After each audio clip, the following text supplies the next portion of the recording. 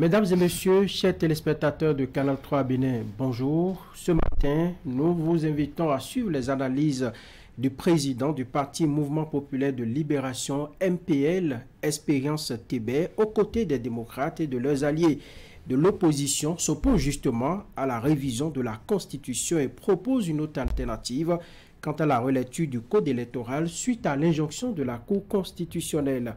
Pourquoi cette posture? Que reproche l'opposition à cette proposition de loi dite Hassan Seibou? Et quels sont les schémas plausibles quant au sort réservé à cette loi à l'Assemblée nationale? Voilà autant de préoccupations sur lesquelles nous prendrons l'avis de notre invité Expérience TB. Bonjour. Bonjour, M. Franck Aounou. Éric Guédénon, bonjour. Bonjour Franck. Je conduis ce débat ce dimanche. Absolument. Espérance TB, président du parti MPL, bonjour et merci de votre disponibilité. Alors, la proposition de loi Hassan Seibou portant révision de la Constitution, c'est ce qui fait notamment l'actualité. Au plan technique, qu'est-ce que l'opposition, ou du moins votre parti, reproche précisément à cette proposition de loi? Merci, M. Éric Guédénon. D'abord, je salue aussi les téléspectateurs de Canal 3 Bénin qui nous suivent en ce moment et tous nos concitoyens dans tout le pays. Revenant à votre question, qu'est-ce que nous reprochons à cette proposition de loi dite désormais Hassan Seibou? Ce que je vais dire, ce n'est pas les acteurs politiques de l'opposition notamment qui ont des choses à reprocher. C'est le peuple béninois qui reproche quelque chose à la démarche déclenchée. Vous avez fait un sondage au niveau du peuple pour avoir des chiffres ou un référendum à votre niveau? Non, vous savez, les acteurs politiques que nous sommes, que nous soyons de l'opposition ou de la mouvance, nous restons toujours collés à ce peuple-là et qui nous mandate pour parler en son nom. Personne ne vient exprimer les souhaits ou ce qui lui paraît important. Non, il faut rester collé à sa base. Et si l'opposition aujourd'hui affiche la posture que vous avez observée durant cette semaine, s'agissant de cette révision, vous devez savoir que c'est le peuple béninois qui s'exprime ainsi. Quand on parle de notre constitution, vous voyez, lorsque vous allez à son préambule, déjà, le premier tiret du préambule de la Constitution de 1990 que nous avons adopté, c'est le peuple béninois qui s'est exprimé. La première phase, c'est nous, peuple béninois. Et à tort ou à raison, la loi fondamentale de notre pays est considérée comme la loi du peuple. Les Béninois, c'est la loi qui les lie, qui nous lie d'abord, qui définit notre vivre ensemble, mais le peuple béninois s'est approprié de cette loi et se retrouve plus à travers ça. Donc à chaque fois, vous allez noter, depuis les régimes successifs, depuis 1990 que cette loi a été adoptée, lorsqu'un régime vient et a envie de faire des retouches à cette loi, surtout avec les problèmes qu'on a connus en Afrique et ailleurs dans le monde aussi, le virus des troisième mandats, chaque fois qu'un régime vient et a envie de retoucher cette loi fondamentale, il y a un lever de bouclier. Oui, mais la même loi dont vous parlez, qui est la loi du peuple, cette même loi prévoit des mécanismes pour la retoucher, pour la revoir lorsqu'il est nécessaire. Tout à fait. Et je vais vous dire ceci. La Constitution des États-Unis, qui a été adoptée en 1727, ça fait bientôt, disons, environ 296 ans, a été retouchée, a connu 27 amendements. Le dernier amendement à cette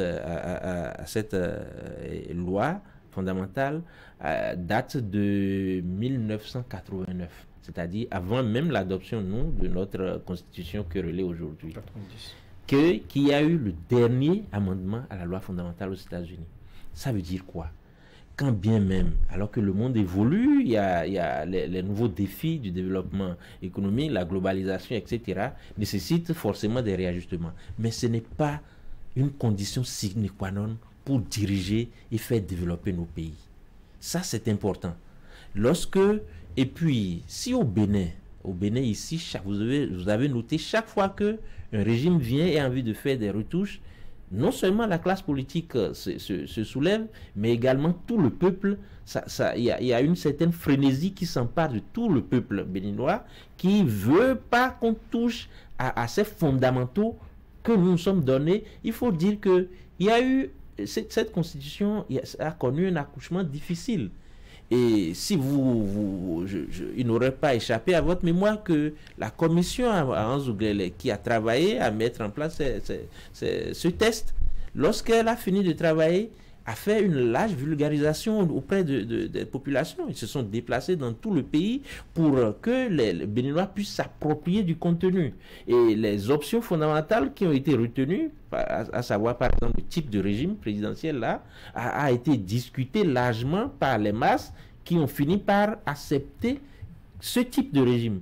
Dès lors que nous avons passé cette étape, ce qu'on demande aux gouvernants successivement qui viennent, c'est de pousser le pays sur la voie du développement. C'est de régler le problème des Béninois.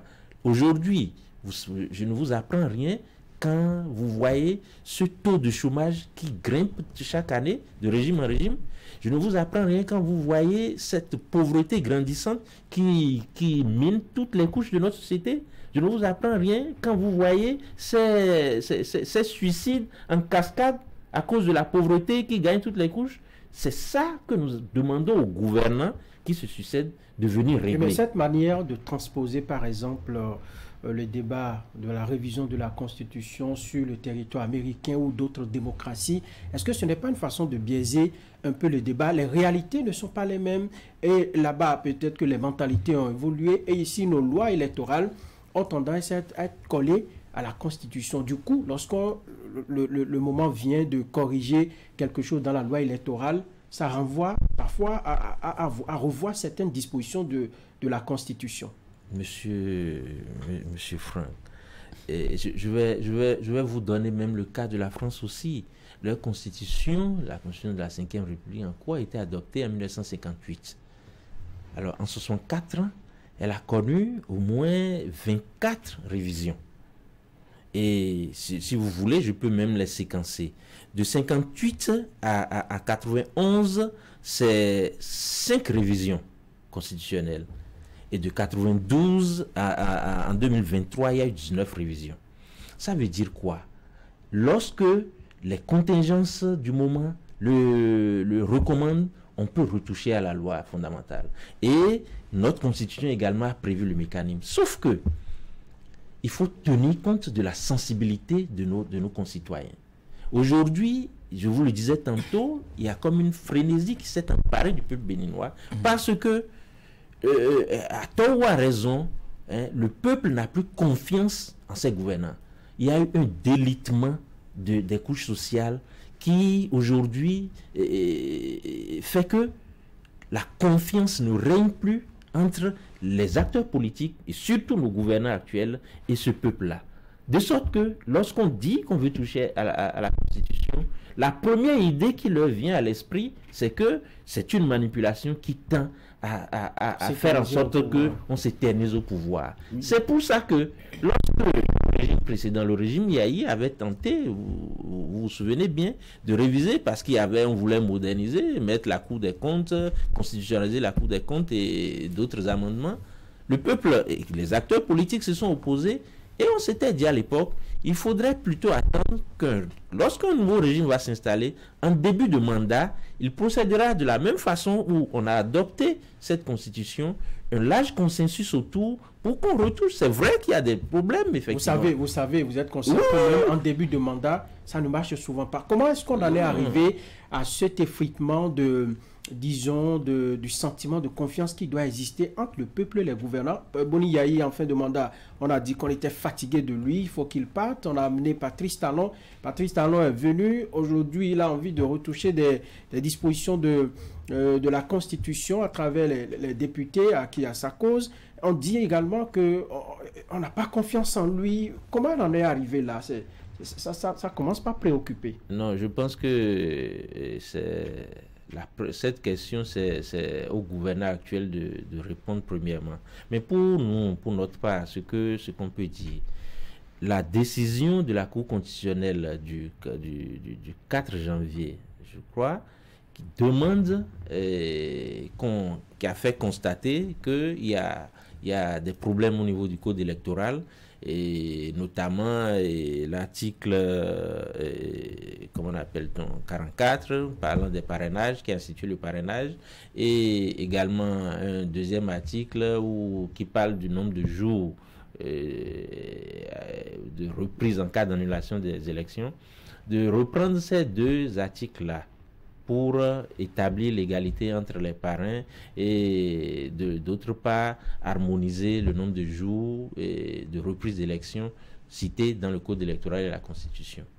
Vous savez, lorsque on n'a pas, tout le monde se met d'accord, lorsqu'il n'y a pas des visées cachées en arrière, lorsqu'on n'a pas envie de faire des manœuvres dolosives, on peut bel et bien, et ça, beaucoup d'acteurs l'ont dit, répondre à cette préoccupation de la Cour constitutionnelle sans aller toucher la Constitution. Mais qu'est-ce qu'il fait quoi, Président, qu'il y a des manœuvres derrière? Plusieurs fois, le chef de l'État a avoué justement qu'il ne veut pas d'une révision pour s'éterniser au pouvoir. Il ne veut pas d'une révision pour avoir un troisième mandat. Non, monsieur Vous Eric. n'êtes pas suffisamment convaincu? Non, monsieur Eric, moi je peux vous dire que personnellement, moi je crois au chef de l'État qui n'a pas envie de faire un troisième mandat. Mais qui suis-je? C'est le peuple. C'est le peuple. Ce que moi je crois ou je ne crois pas, le peuple n'a que faire de ça. Lorsque le peuple si vous a croyez l'impression... acteur politique vos militants. Non, il ne me revient même pas d'aller... Ce n'est pas de mon rôle d'aller expliquer ou du moins les idées que le chef de l'État a derrière la tête. Ce n'est pas à moi de... Il a suffisamment de gens pour il reste votre président, il reste le président de tous les Béninois. Absolument. Si vous sentez qu'il y a une bonne idée Oui. qui provient du chef de l'État, autant en parler avec le peuple, autant en parler avec vos militants et même convaincre vos alliés de l'opposition. Non, vous convenez avec moi que ce n'est pas nous notre rôle ça, d'aller expliquer ce que des idées. Je dis bien, essayez de comprendre ce que je dis. Il s'agit pas de... C'est pas là la question. La question, on demande cette constitution, je vous ai expliqué tantôt, un peu dans quelles circonstances elle a été adoptée. Pour la réviser, il faut essayer d'aller de la même façon. On ne peut pas avoir des franges, une bonne partie de la classe politique qui n'est pas d'accord pour qu'on la retouche et qu'on puisse y aller. On ne peut pas aller à pas forcer pour réviser cette constitution comme on pourrait faire à d'autres lois ordinaires. On a compris votre attachement à cette révision, enfin à cette constitution, bien que le reste des Béninois. Mais qu'est-ce que vous redoutez principalement? Ce qu'on redoute, c'est quoi votre peur? De faire le pas vers la révision. Qu'est-ce qui vous fait perdre le sommeil dans ce débat-là? Je vais vous le dire maintenant de façon un peu plus claire. Sincère aussi. Oui, et sincère. Ce que nous redoutons, vous savez que la gouvernance de la rupture, depuis 2017 ou 2018, j'allais dire, où la tentative ratée de révision a été constatée, est devenue consubstantielle à la ruse et à la rage. Ce n'est pas moi qui le dis. Qu'est-ce que vous voulez dire concrètement? C'est-à-dire que si les acteurs clés de ce régime ont dit que désormais, ils gouverneront avec ruse et rage, ce n'est pas au peuple béninois maintenant que vous allez demander de ne pas être attentif, de ne pas être, comment on appelle, sur ses gardes lorsque une démarche du genre arrive. C'est que le peuple n'est pas rassuré de ce que derrière les intentions affichées, qu'il n'y ait pas d'autres intentions cachées. Est-ce que vous avez lu la proposition de Hassan Seydou dans les détails? Et oui, bien sûr. Bien sûr. Et on estime que, et c'est ce que l'opposition estime, qu'il n'y a pas péril à la demeure, que s'agissant des élections générales de 2026, on peut bel et bien nous entendre sur un minimum, sur le code électoral, et aller à ces élections, et après, dans le calme, lorsque un nouveau régime va s'installer, tous les acteurs politiques vont s'asseoir pour qu'on puisse faire une révision consensuelle. Mais parce que la révision de 2019, vous vous souvenez bien dans quelles conditions cette révision a été opérée. Alors qu'il y a déjà un refus catégorique de la classe politique. Depuis, il y a eu jusqu'en 2019 de toucher à cette constitution. Lorsque l'opportunité a été donnée au régime de la rupture de réviser cette constitution, ils se sont mis seuls pour le faire, sans contradiction. Et aujourd'hui, vous voyez, quelques années plus tard, pendant qu'eux-mêmes sont encore là, vous avez vu tout ce qu'on découvre. Et maintenant que vous êtes représenté au Parlement, on amène le sujet sur la table et vous refusez de faire le débat. Non. Personne n'a refusé de faire le débat et c'est pour ça que lorsque la question a été évoquée, l'opposition s'est retrouvée pour l'analyser et nous avions fait des propositions pour... Vous savez qu'on peut aussi s'opposer à une révision de mauvaise foi, tout comme on peut aller vers une révision avec des idées derrière. Est-ce que aussi l'opposition, en s'opposant à une révision, ne fait pas preuve d'une mauvaise foi? C'est-à-dire on est convaincu qu'on a des réajustements assez essentiels à faire, mais on s'enferme véritablement dans sa posture de ne pas y aller. Je vais vous dire... Les tentatives d'échec que nous avions connues sur la révision ne sont pas venues parce que les acteurs étaient convaincus que le projet n'était pas forcément bien, mais peut-être qu'ils ont été convaincus autrement. Je vous ai dit tantôt que depuis que la gouvernance de notre pays est devenue consubstantielle à la ruse et à la rage, tout le monde se méfie. La méfiance s'est installée. Vous savez, lorsque vous n'avez pas confiance entre deux acteurs, même sortons du cadre politique, en affaires, même chez vous à la maison, lorsque vos enfants n'ont plus confiance en vous, pour diverses raisons, vous êtes d'accord avec moi qu'il vous sera difficile de faire passer tout ce que vous avez envie de faire. Donc, la raison principale de vos postures, ce n'est pas que la proposition de loi, elle n'est pas logique, elle n'est pas convaincante, mais parce que vous avez des problèmes de méfiance et de confiance. C'est le problème fondamental. L'opposition a peur d'ouvrir la boîte à Pandore pour que on puisse éventuellement se retrouver dans des interprétations plus tard que nous redoutons.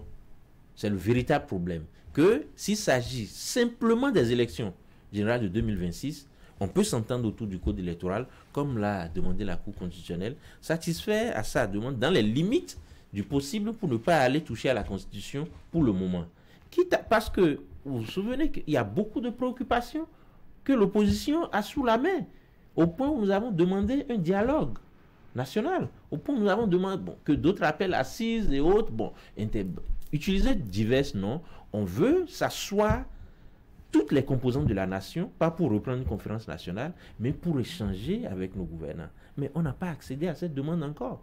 C'est autour, lorsqu'on pourra s'asseoir, tout le monde autour d'une même table, ces questions seront évoquées et avec, dans la plus grande simplicité, dans l'intérêt supérieur de nos concitoyens, les uns les autres vont apporter leur contribution pour que les retouches indispensables à notre Constitution puissent être effectuées. Si on vous résume, c'est au plan politique en réalité que le problème se pose, la démarche, c'est ça? Exactement. Alors, si on revoyait un peu la démarche aujourd'hui, on vous réunissait, on écoutait l'opposition, on écoutait les autres membres de la mouvance et on écoutait le peuple, comme vous l'avez dit, la révision pourrait passer. Eh bien, essayons ça. C'est ce que nous demandons. Mais le chef de l'État a démarré des consultations. Il a rencontré les groupes parlementaires. Et récemment, la force correspond Bénin émergent sur le sujet. Peut-être que votre tour viendra à MPL. Oui, nous, au MPL par exemple, nous avons des préoccupations qui nous paraissent plus importantes en ce moment.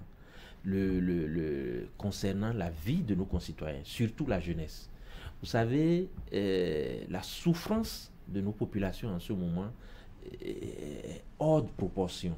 Et à cet effet, nous avons saisi le chef de l'État, ça fait bientôt 1 an depuis mars 2023, demandant une audience pour qu'on puisse échanger sur ces questions. Nous avons des propositions à lui faire parce que ça nous paraît urgent aujourd'hui d'agir à l'endroit de la jeunesse, d'agir à l'endroit de certaines couches défavorisées, des femmes. Vous voyez, par exemple, un exemple. On a voulu construire des marchés modernes à nos femmes.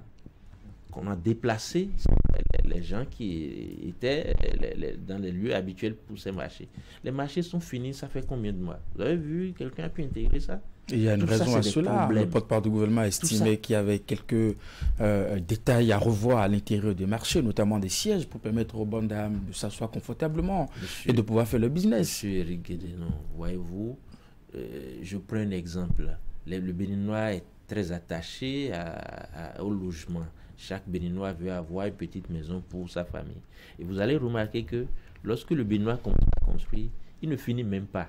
Il ne met pas les portes avant d'aller s'installer parce que c'est une nécessité pour lui.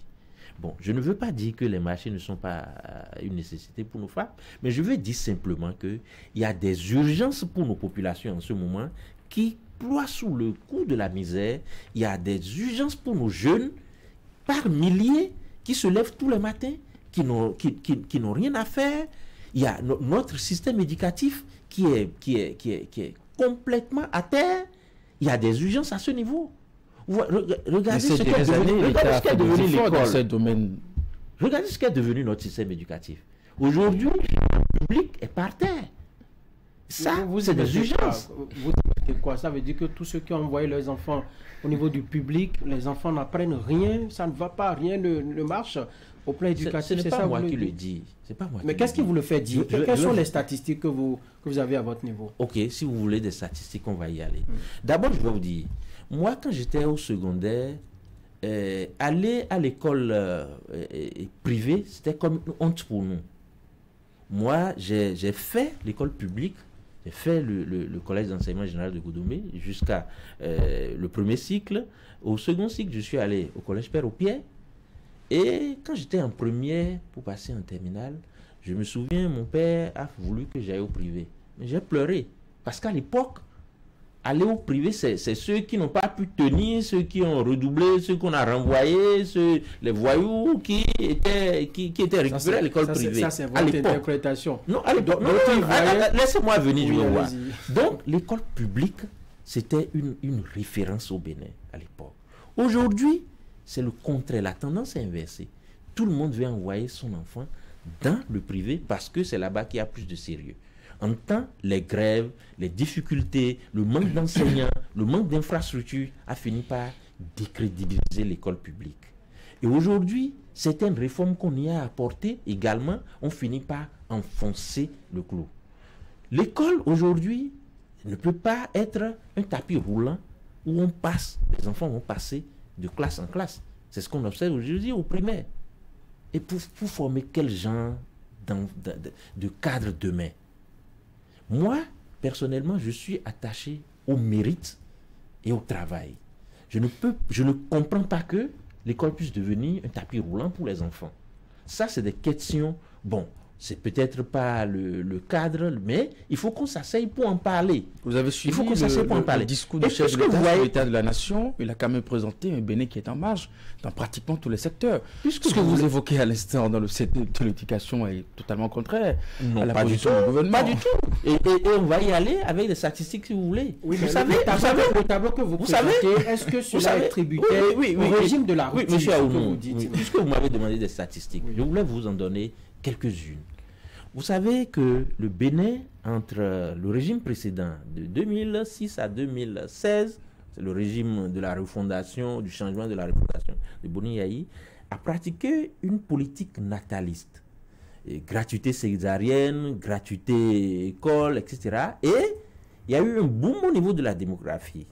Il y a eu beaucoup d'enfants. L'école n'a pas été apprêtée même pour accueillir ces enfants. Et ça, c'est les inconséquences aussi de nos gouvernants. Ça a mené manque d'enseignants, manque d'infrastructures. Ce boom-là a fait que, depuis 2006, vous allez constater que, au niveau du baccalauréat, le nombre d'inscrits pour le bac a été toujours dans une tendance croissante. En 2000, au point où je peux vous dire, en 2016, le nombre d'inscrits était passé à 115 000 candidats. 2017, ça a augmenté légèrement. Mais vous savez que depuis 2017, jusqu'à ce jour, jusqu'à l'année dernière, la tendance est devenue décroissante. On est passé de 115 000 et quelques là, on est déjà descendu à 75 000. D'année en année, il y a une chute. Selon vous, à quoi cela s'explique? C'est nous qui posons des questions, Président. Oh oui, bon. C'est vous qui posons des questions statistiques. Je ne vous pose pas de questions, mais j'appelle votre attention là-dessus. Ça veut dire quoi? Le seul taux élevé, près de 50%, en tout cas plus de 49% déjà là, s'explique de décrochage scolaire, s'explique par quoi? C'est la misère ambiante. Non, laissez-moi finir. Véritablement, les parents, oui. J'ai envie de comprendre. Est-ce qu'on peut mettre cela sous le dos de la misère ambiante? Si par exemple, déjà après le BPC, les parents décident de mettre leurs enfants dans des dans des métiers, puisque également on a fait beaucoup dans des centres de formation. Et c'est juste... Parce que vous connaissez un peu les conditions. C'est à partir de 2017 vous savez que les parents se sont réveillés maintenant pour enlever les enfants. Vous voyez, vous avez certainement des frères à l'université. Aujourd'hui, les conditions ne sont pas reluisantes. On n'a pas toujours envie de laisser partir ces enfants jusqu'à l'université. On préfère les recaser rapidement. C'est cela. Oui, c'est aussi bien d'aller au niveau des métiers, non? Mais qui vous a dit que ces enfants sont récupérés au niveau des métiers? Non, mais si, aujourd'hui, je vais vous dire, il y a une nécessité de réconcilier le Bénin avec le travail. Ce taux élevé de décrochage scolaire s'explique en premier par la misère qui s'est accrue, par le faible niveau de revenus des parents qui n'ont plus les moyens de continuer par pousser les enfants jusqu'au bac, pour aller à l'université, pour voir enfin les enfants, après la licence et le master, revenir s'asseoir à la maison. Aujourd'hui, ce qui est appelé enfant, c'est à 40 ans, ils sont toujours à la charge des parents et mangent dans le même salaire du pauvre. Ici, les parents ont compris qu'il ne faut pas les laisser aller juste là-bas pour revenir encore rester à la maison. Et mais le drame, c'est qu'ils ne vont pas dans les métiers. C'est ces mêmes enfants, c'est ça qui explique aujourd'hui le taux élevé de jeunes que vous allez trouver dans ces, comment on appelle-t-on, comportements déviants, comment vous l'appelez, vous parlez de la cybercriminalité, criminelle, etc. Et de gaiement, c'est ça. C'est ça. Et là-dessus, l'État ne fait non plus. L'État qui est celui qui doit régler cette question ne fait pas encore, ne semble pas prendre la mesure de la situation. On a dit qu'on va construire des lycées professionnels. On nous a promis déjà qu'à la rentrée 2023, que ces lycées seront fonctionnels. Vous avez entendu le chef de l'État, dans son discours sur l'état de la nation, nous informer que c'est en ce moment les appels d'offres sont en cours. Ça veut dire quoi? Il y a beaucoup d'autres urgences pour la cité sur lesquelles on aurait voulu voir l'honorable Hassan Sebou venir s'exprimer. Si tout va bien, comme monsieur Eric vient de me le rappeler. Hein? Donc je vous ai donné un pont du discours du chef de l'État. Moi, je ne peux que le citer. Ok, si tout va bien, on voudrait comprendre pourquoi on a remercié 1000 et quelques agents il y a quelques semaines sans les prévenir. Alors qu'on a promis un recruter plus de 3500 forces de défense. On reviendra sur ces questions, sur les questions d'actualité. Ce que je veux vous dire, nous, au niveau de l'opposition, nous pensons qu'il y a beaucoup d'autres urgences sur lesquelles nous devons nous asseoir, pencher là-dessus tout de suite, qui concernent la vie de nos concitoyens, et que la question de la révision constitutionnelle, quand bien, écoutez, quel test, vous êtes j'ai beaucoup d'admiration pour le travail que vous faites ici, monsieur Eric et autres. Mais dites-moi, quel test on va écrire et quand on va relire, on ne trouvera pas à corriger? On trouvera à corriger. Mais seulement lorsque ce n'est pas indispensable pour la vie de nos concitoyens, lorsque on dit qu'il n'y a pas urgence. Sans ça, nous pourrions pas aller faire les élections. Alors, revenons un peu dans le fond. C'est eux qui ont réfléchi et qui l'ont fait. Revenons dans le fond de ce que l'honorable Hassan Sebou propose. Oui. Dans sa proposition de loi, il s'inquiète sur l'aliment des élections. Il propose par exemple qu'on commence par les élections présidentielles avant de faire les élections législatives et puis communales. Voilà. Quel est votre avis? Voilà encore la question. On est curieux de savoir qu'est-ce qui a amené cette même majorité parlementaire en 2019 à aligner les élections de cette façon. Peut-être qu'ils n'avaient pas suffisamment consulté le calendrier de 2026. Et quels sont les éléments nouveaux qui sont apparus pour qu'on veuille encore inverser? Il a justifié, je cite un expressis verbis, que on a besoin le nouveau président a besoin d'une majorité parlementaire. Et pour ce faire, on va inverser les élections pour que le nouveau président puisse lui-même organiser les élections. Et avoir sa majorité. Non, écoutez. Pourquoi l'honorable Hassan Sebou se préoccupe tant de la majorité que le prochain président veut avoir? Si que c'est ses collègues qui ont réfléchi et fait cette proposition de 2019 qui s'est imposé à nous tous. Peut-être que c'est vous l'opposition qui serait au pouvoir. Oui, quel que soit celui qui arrive, on pourra s'asseoir et relire si ça lui dit, ou du moins si toute la classe, le problème est évoqué et toute la classe politique s'entend. Seulement, à quelques encablures des élections générales de 2026, aller à cette révision crée beaucoup de suspicions et le manque de confiance entre les acteurs ne donne pas la sérénité nécessaire pour s'asseoir et penser à ça. C'est la question. Mettons de côté les suspicions, les doutes, tout ce qu'on peut imaginer. Nous sommes dans le fond et vous avez déjà donné votre avis sur l'inquiétude de Hassan Seibou. Maintenant, il a estimé que nous sommes dans un régime présidentiel et l'ordre aurait voulu justement qu'on commence par les élections présidentielles. Ce n'est pas pertinent pour vous? Je disais tantôt, c'est ça qui est encore plus grave. Il ne revient pas à nous, fût-il de la majorité présidentielle aujourd'hui, et avoir cette prémonition de construire une majorité pour le prochain président.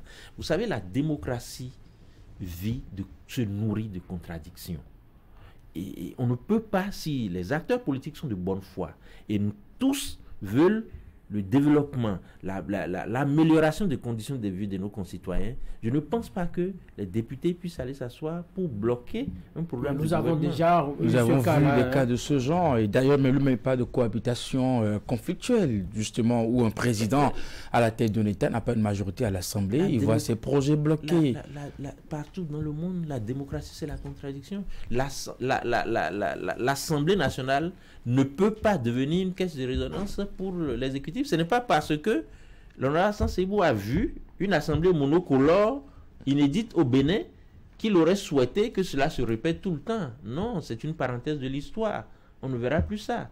L'Assemblée, comme c'est le cas aujourd'hui, on a 28 députés de l'opposition. Demain, ça peut passer à 80 ou moins. C'est ça la démocratie. Pendant qu'on parle de contradiction, est-ce que vous voyez dans notre contexte au Bénin un président gouverner véritablement en toute quiétude avec une assemblée acquise à la cause de l'opposition, puisque avec Boni Yaye, nous avons vu par ordonnance, il a fait passer, il a exécuté plusieurs budgets parce que justement au Parlement, on a bloqué pour des raisons politiques, purement politiques, qu'on avait enregistrées dans le temps. Mais écoutez, c'est ça la démocratie. C'est ce que vous souhaitez? Lorsque on en arrive même à ce que vous appelez situation de blocage, la Constitution a prévu comment on avance. Est-ce que le pays n'a pas été gouverné? Est-ce que c'est parce que l'opposition a rejeté un projet de budget que le président Yaye n'a pas... C'est pas très bien vu par les bailleurs, il paraît, quand ça se passe comme ça. Non, les bailleurs ont confié ça à qui? Non. Tant que nous respectons les lois de la République, les lois que nous sommes dotés, personne n'a un problème à cela. Il n'y a rien de pertinent pour vous dans cette proposition de loi, même pas la petite reformulation en aucun cas ou dans tous les cas. Voilà encore qui a réveillé davantage la suspicion de l'opposition. Vous êtes trop suspicieux au niveau de l'opposition. Pour nous, la première formulation au niveau de cet article... Vous confortez plus? On n'avait aucun problème. On croyait déjà à ce que tout le monde... Mais cette formulation pose quel problème? Moi, je veux comprendre. Dans tous les cas. Non, je veux comprendre. La nouvelle proposition? Oui. La nouvelle proposition? Non. Pour nous, la nouvelle proposition, comme d'ailleurs je vois M. Eric Souris, certainement que c'est le cas. Donc c'est votre réaction qui me fait sourire. Dans sa première formulation, nous, on n'avait pas de problème à ça. Mais maintenant, si eux pensent que il faut reprendre ça, que ce soit plus comme ça, veut dire que tel que c'était, ça pouvait poser un problème. Non, vous ne répondez pas à ma question. Je dis dans tous les cas, cette formulation, quel problème ça pose? Quel problème ça pose? Non, ça ne pose aucun problème, mais seulement soulever l'inquiétude. Parce que c'est proposé par Hassan Seibou qui est de la mouvance. Non, ce n'est pas ça. Cela? Non. Toute cette préjudication en aucun cas, dans tous les cas, tout ça, vous ne savez pas là où ça nous amène. C'est tout votre problème. Exactement. Ça crée la méfiance. Vous êtes méfiant parce que c'est la... Sinon, la bonne foi du chef de l'État qui ne veut pas revenir, c'est pas ça qui est le problème, non? Ça, je pense que... En tout cas, moi, je le crois. Mais les Béninois ayant subi peut-être plusieurs tours ayant vu le chef de l'État dire qu'il voulait faire 5 ans en train de faire 10 ans, même si la loi le lui a permis, bon, aujourd'hui, peut-être se disent que, est-ce que quand on va modifier 2-3 articles, on ne va pas tomber dans des interprétations qui vont amener à dire qu'on peut faire un autre mandat. Bon, ça, c'est le peuple, c'est les inquiétudes du peuple, et on est obligé de faire avec, parce qu'on ne peut pas diriger sans le peuple. On ne peut pas faire le bonheur de nos populations contre leur gré. On est obligé de les écouter, de tenir compte de leur gré de cœur et de faire avec, autant que peut se faire. Alors, vous avez participé en début de semaine à une rencontre des partis d'opposition à la manœuvre. C'était bien les démocrates à l'initiative? Oui, lorsque des questions aussi sensibles se posent, l'opposition se concerte pour avoir quand même plus ou moins une ligne de conduite.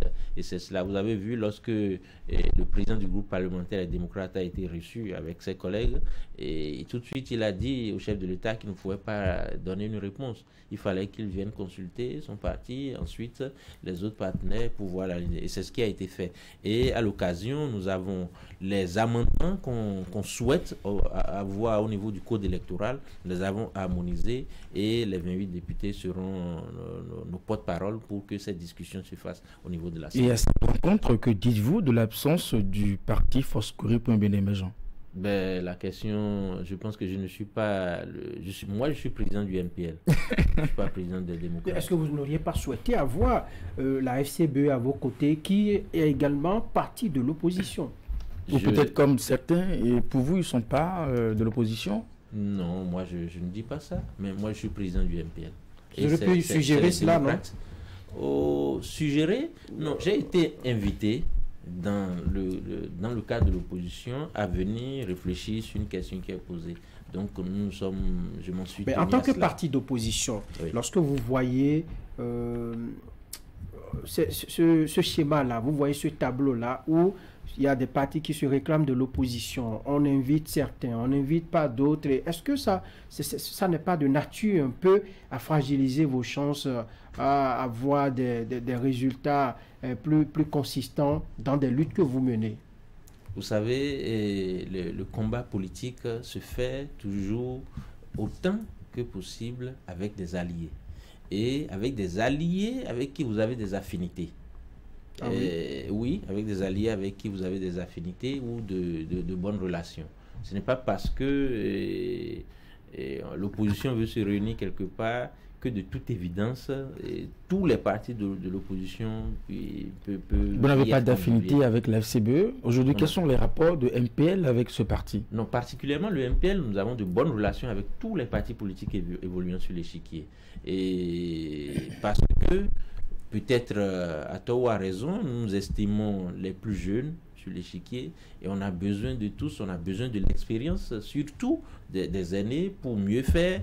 On leur reproche beaucoup de choses. Ce n'est pas en nous positionnant dans un face-à-face mortifère tout le temps avec les aînés qu'on pourra apprendre d'eux, qu'on pourra améliorer. Donc personnellement, le MPL a de bonnes relations avec tous ces partis politiques. Et tous. Alors à cette rencontre, est-ce que vous serez venu des démocrates selon vous? Pardon? Tout ce qui est du cas des FCBE? Oui, c'est les FCBE qui ont invité les partis. Et donc, je n'ai pas eu le temps. Mais est-ce que ça ne vous rend pas mal à l'aise? Parce qu'en même temps, dans vos discours, vous condamnez le gouvernement de mener des politiques d'exclusion, mais en votre sein aussi, c'est ce qu'on constate. Non, maintenant que le problème est posé, je vais me faire le devoir d'avoir la réponse des responsables du démocrate, et je vais vous revenir. Oui, ça je vous le promets. Alors, parlons des amendements que vous avez proposés. Oui. Ça porte sur quoi par rapport au code électoral? Oui, par exemple, le coût des cautions aux différentes élections. Pourquoi ça vous intéresse, par exemple? Le coût des élections? Oui, puisque vous avez dit tout à l'heure que ce n'est pas le problème des Béninois. On a les problèmes d'éducation, de santé. Mais le coût des élections vous intéresse? Oui, ça vous préoccupe? Oui, par contre, le coût des élections nous intéresse beaucoup parce que nous avons la certitude que les seuils actuels ne sont pas en adéquation avec le niveau de vie des Béninois. Si, écoutez, pour les élections législatives, il faut que chaque candidat mobilise 1,5 million Combien de jeunes pourront le faire avec le niveau des salaires que vous connaissez? Monsieur Eric, si vous avez envie d'être député de votre localité. Je me donne les moyens d'être député. Mais écoutez, combien, avec les salaires que vous avez, combien d'années vous allez cotiser? Normalement, c'est le parti. Si les membres du parti cotisent très bien, ils ne devaient pas avoir de problème. Non.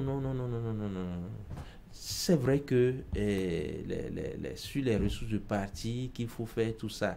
Mais les cotisations, combien, on peut faire un petit calcul, combien les militants vont cotiser pour qu'on puisse atteindre ce seuil et avoir... Non. Je peux vous dire, une petite étude faite dans la sous-région, nous sommes ceux qui avons des seuils les plus élevés. On dépasse le Sénégal, la Côte d'Ivoire, alors que ces pays-là ont un PIB plus élevé que le nôtre. Vous aurez souhaité qu'on porte la caution à combien? Qu'on la diminue complètement, que ce à soit au niveau des Béninois. 800 000 Je pense qu'au niveau des élections législatives, par exemple, on a, si je m'abuse, finalement, après discussion, on a retenu 30 millions, je crois. C'est ça. Oui. Alors, il y a beaucoup d'autres griefs que l'opposition avait contre ce code, la charte également des partis ont été discutés. Et ça va être présenté au Parlement. Au Parlement, voilà, oui. Ça a été, tout ça a été résumé dans un mémorandum que les députés de l'opposition porteront. Alors, si je vous résume sur cet axe-là, oui. Vous êtes d'accord pour qu'on revoie qu'on revoie le code électoral, oui, pour l'améliorer, mais la révision de la Constitution, il n'y a pas question qu'on en parle. Oui, c'est le peuple qui le dit. Vous avez contacté le peuple de quelle façon? Mais je vais vous faire une confidence. Vous avez le numéro de téléphone. Je vais vous faire une confidence. Vous auriez vu circuler sur les réseaux sociaux les noms des 28 députés de l'opposition avec leur numéro de téléphone. C'est toujours les citoyens qui ont fait ça, hein, qui ont publié ça partout. Et tous les jours... On n'a pas les preuves, peut-être. Tous les jours, ils ne cessent de recevoir des menaces. Peut-être que c'est une manœuvre politique. Anonymes, des menaces de personnes aussi connues, les mettant en garde, quoi qu'il arrive, de ne pas aller toucher à leur constitution. Et il y en a même qui se sont permis de leur dire qu'ils ont déjà acheté des bidons d'essence pour eux, chacun des 28 députés. Bon, donc c'est pour vous dire, lorsque vous dites où est-ce qu'on a vu le peuple, non, on est en contact avec le peuple. C'est cette question. Vous savez que la mouvance aussi est en contact avec le peuple. Je vous l'ai dit en toute sincérité, ce n'est pas. Si ça ne tenait par exemple qu'à ma personne, moi je crois que le chef de l'État n'a plus envie de faire un troisième mandat. Mais les populations, eux, ils restent frileuses, ils sont inquiètes et ils veulent que la classe politique n'a qu'à se réunir pour se pencher sur des préoccupations touchant leur quotidien. Alors, Boni Yayi, disons que c'est le mercredi, en début de soirée, oui, a publié un message sur sa page Facebook dans lequel il exprimait un peu, il expliquait les raisons pour lesquelles il n'était pas d'accord pour la révision de la Constitution. Sauf que dans son message, il a pris un peu la posture d'ancien président de la République. Il a été un peu dur. Il a décroché quelques flèches contre Patrice. Vous avez lu le message? Bon, personnellement, non. Mais ce que je peux vous dire, nous, au niveau du MPL, nous sommes détachés complètement des deux personnalités, des problèmes personnels entre les deux personnalités. Ça ne nous préoccupe pas. Vous convenez avec moi, l'un ayant dirigé 10 ans le pays, ils étaient de partenaires ou des amis, je ne sais pas quoi, et aujourd'hui l'autre vient le remplacer et est en train de finir son deuxième mandat. Vous convenez avec moi qu'il ne manquera pas des ressentis personnels, mais toute chose qui n'a rien à voir avec le peuple, qui n'a rien à voir avec le quotidien des Béninois. Nous, aujourd'hui, ce qui nous préoccupe, c'est le quotidien des Béninois, qui de plus en plus ont des difficultés pour avoir même un repas par jour. On veut apporter des réponses à cela. On veut discuter avec les gouvernants actuels pour savoir tout de suite quelles sont les mesures possibles pour mieux impacter les Béninois sur ces questions-là. Maintenant, des questions de ressenti, bon, entre les deux personnes. Est-ce que le MPL a un programme ou un mémorandum, par exemple, pour régler ces problèmes-là, en termes de propositions concrètes? Qu'est-ce qu'il faut faire aujourd'hui pour relever le niveau de vie des Béninois et que ce soit quand même des propositions made in MPL? Bien sûr, il y en a beaucoup. Et nous n'avons pas manqué de les faire savoir à plusieurs occasions. Quand je mets même de côté notre programme de législature qui a touché beaucoup d'aspects à ce niveau, et par moment, nous avons fait des propositions au gouvernement. Par exemple, lorsque la crise était aiguë au niveau de la cherté de la vie, nous avons souhaité que le gouvernement puisse surseoir l'application de la TVA sur certains produits de première nécessité. Et bon, quelques mois après, je crois que cette mesure a été prise. Beaucoup d'autres mesures, par exemple, les demandeurs d'emploi, ceux qui ont une formation et qui cherchent réellement d'emploi et qui n'ont pas trouvé, ne serait-ce qu'un minimum de ressources pour leur suivi, que le gouvernement puisse leur allouer ça. Si des enfants ont été pris en charge par leurs parents, qui, avec le maigre salaire que le Béninois a, ont contribué à la formation, à l'éducation de ces enfants, qui ont fini jusqu'à faire les études supérieures, qui reviennent s'asseoir à la maison sur la charge de ces mêmes parents qui sont en train d'aller maintenant à la retraite et qui maintenant avec pension doivent faire vivre et eux-mêmes se soigner et eux-mêmes donner à manger à l'enfant qu'on a nourri jusqu'à qui est formé, vous voyez qu'il se pose un problème. Dans ces cas, il faut qu'on puisse accompagner, ne serait-ce qu'avec un minimum, pour que ces jeunes qui sont dans ces cas puissent avoir un repas par jour. Êtes-vous en train de nous dire que ces dernières années, on n'a pas du tout eu des actions en matière de promotion de l'emploi, de la création d'emplois dans notre pays? Toutes ces actions réunies n'ont pas suffi pour changer le quotidien des jeunes béninois. Et vous allez voir qu'il y a peu de visibilité autour de ce qui se fait à ce niveau-là. Les jeunes concernés même, je vous jure qu'ils ne sont pas assez informés sur ces différents programmes qui sont en cours. Aujourd'hui, les gens se réduisent à broyer le noir, à attendre. Et c'est ça qui explique les suicides que vous observez d'ici et là. Les gens ne savent plus à quel sens se vouer. Ils ne savent pas de quoi sera fait le lendemain. Ils ne savent pas qu'est-ce qu'un gouvernement est en train de penser à eux. Ils ne savent pas. Il est important aujourd'hui de réconcilier le Bénin avec le travail, avec l'effort, le mérite. Et sans lesquels notre pays va continuer, on va observer deux Bénins.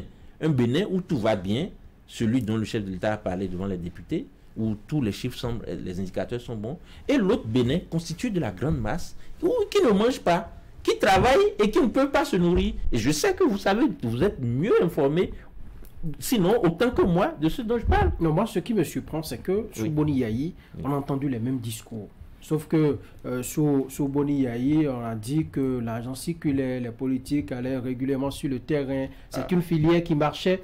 Mais on a entendu les mêmes discours. Sous Talon, on entend les mêmes discours. Finalement, est-ce que ce ne sont pas les politiques qui nous font croire? Non, peut-être c'est le même discours, mais pas avec le même degré de gravité. Ça, je peux vous le rassurer. Parce qu'avant, ça circulait? Non, ça, ce n'est pas... Je ne veux pas aller sur ce terrain, mais le problème est beaucoup plus sérieux pour qu'on le prenne à la légère, M. Aounou. Non, je ne prends pas à la légère. Je suis en train de faire une comparaison. On a entendu les opposants au temps de Boni Yayi tenir le même discours, malgré ce qu'on appelait social à haut niveau qu'on faisait. Aujourd'hui, on entend le même discours. Je me demande finalement où se trouve le problème, où ce sont les politiques qui nous font croire qui nous font ce discours-là. Oui. Non. Vous voyez, quand on a un palu, on peut avoir un palu de degré 1, après il peut avoir un palu de degré 10. Mais à quel degré aujourd'hui? Non, là maintenant, on est en train d'atteindre la cible. Parce que lorsque des pères de famille, ne sachant plus à quel sens se vouer, vont carrément opter pour le suicide, voyez-vous, c'est des choses qu'on n'observait pas du tout dans notre pays. Et aujourd'hui, le désespoir amène les gens à se suicider, des paysans, des gens de toutes catégories confondues. Et les AVC se multiplient, tout ça, c'est l'accroissement de la misère qui justifie ça. Et ça nécessite une réponse urgente des politiques. je ne m'exclus pas. Toute la classe politique, c'est la responsabilité de toute la classe politique entière. Le peuple veut des solutions. Les jeunes veulent des solutions tout de suite, des solutions toutes faites. Vous voyez, ce n'est pas par, comment je vais dire, le gouvernement pêche parfois par omission. Ils ont de bonnes intentions, peut-être de bons programmes, mais la mise en œuvre n'a jamais permis d'atteindre les objectifs. Et c'est ça, il faut qu'on s'asseye et qu'on parle de ces choses-là. Aujourd'hui, c'est l'une des raisons pour lesquelles le peuple est farouchement contre la révision de la Constitution.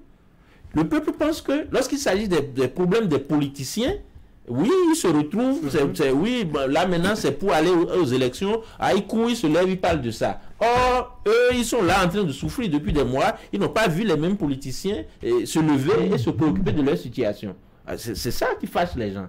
Et c'est pour ça que d'emblée, ils ne veulent même pas qu'on parle de révision. Si vous êtes si convaincu que le peuple est contre toute révision, et si on faisait l'option de la voie référendaire, par exemple, là, et qu'à l'arrivée, le peuple donnait sa caution, ben, là, tout le monde sera déchargé.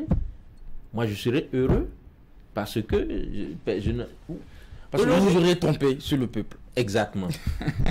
Alors, c'est ce qu'on souhaite. Il y a aussi un fait qui devient intéressant, c'est que nous avons vu la déclaration de quelques partis de la mouvance, la Renaissance nationale, qui estime aussi qu'il ne faut pas aller vers une révision.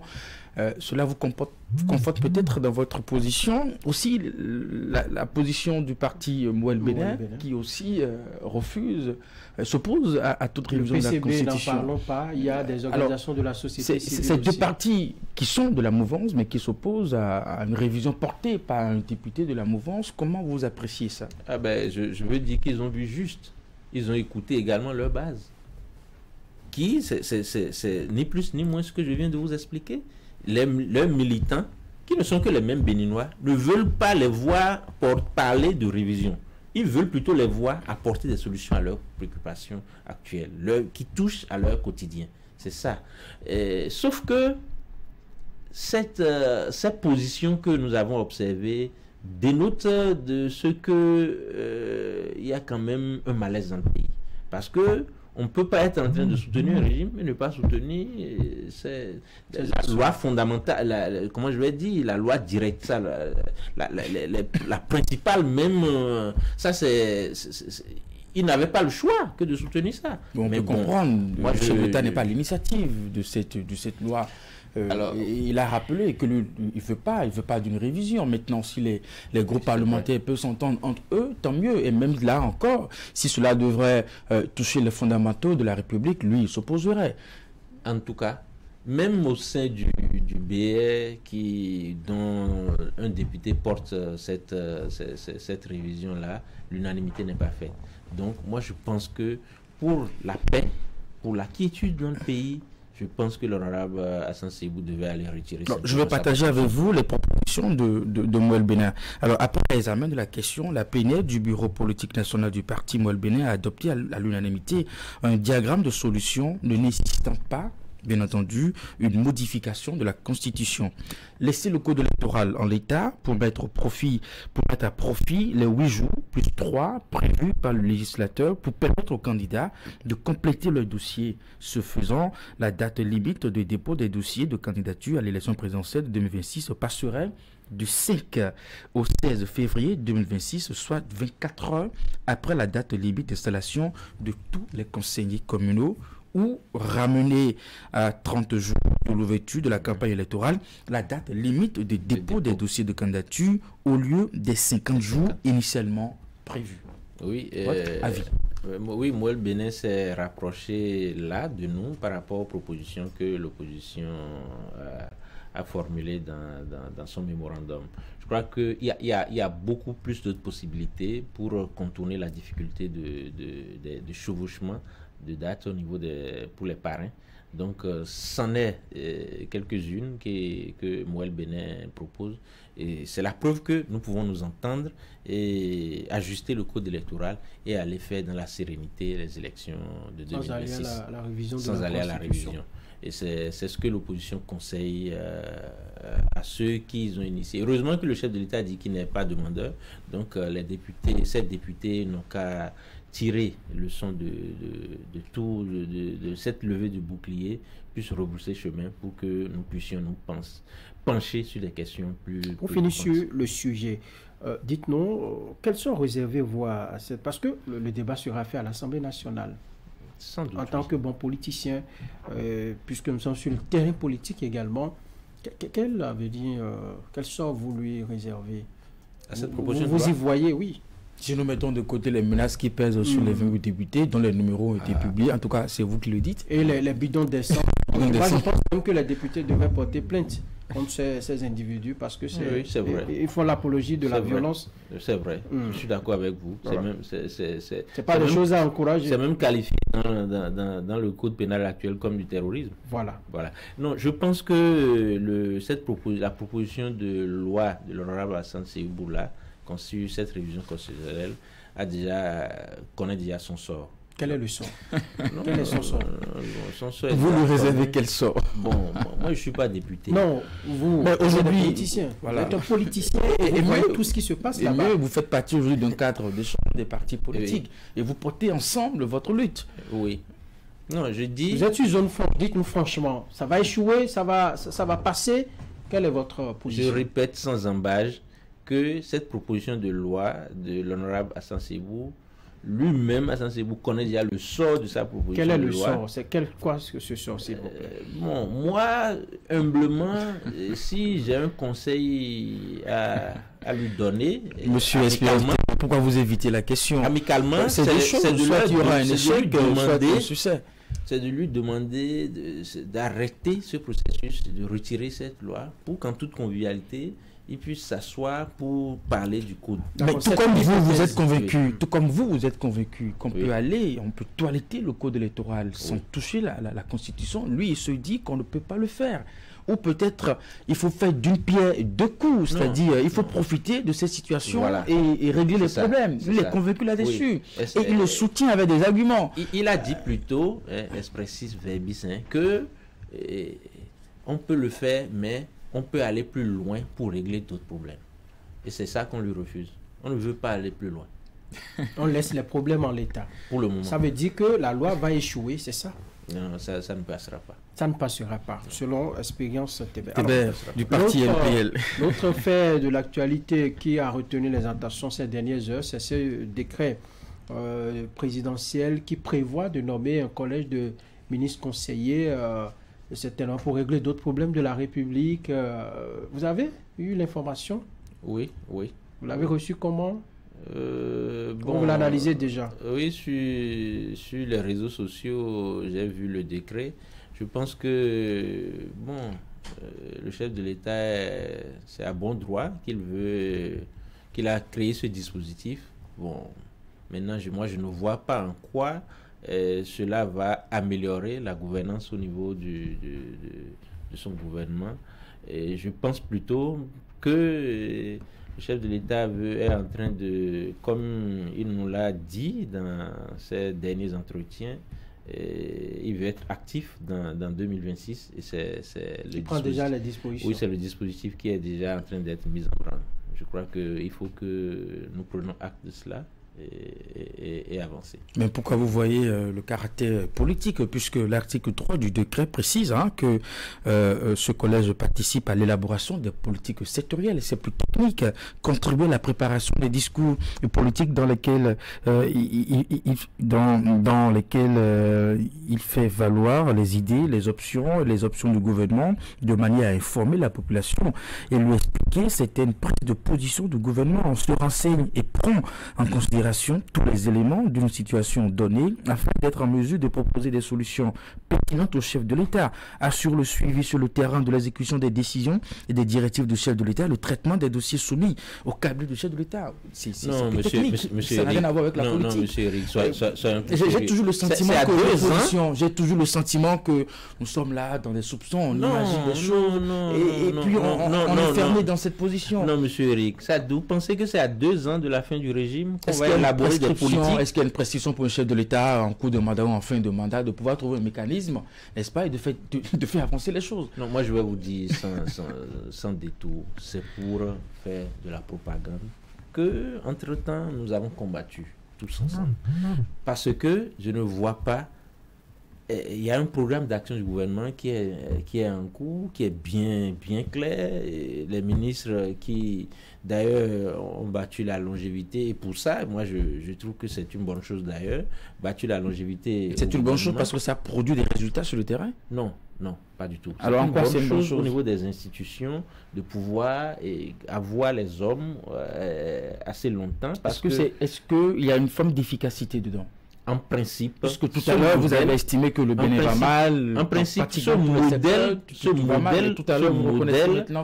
techniquement, c'est un modèle qui devrait produire d'efficacité lorsque le gouvernement arrive à maintenir une cohésion, une longévité dans son existence. Mais vous trouvez que c'est une bonne chose? Oui, en termes d'efficacité. En termes d'efficacité, ça c'est une bonne chose, c'est à saluer. Sauf qu'on évolue dans ces secteurs. Sauf que les fruits n'ont pas tenu la promesse des frères. Moi, je n'ai pas vu. Où est-ce que vous avez vu le ministre en charge de l'emploi sur le terrain en train de faire quelque chose? Est-ce que c'est quand on est sur le terrain matin, midi, soir qu'on réussit quelque chose? Non, pas. Espérance s'il ne vient pas matin, midi, soir, au moins il n'a qu'à venir le matin, ou le midi, ou le soir. Le cadre technique. Vous avez rencontré le cadre. C'est lui qui coordonne.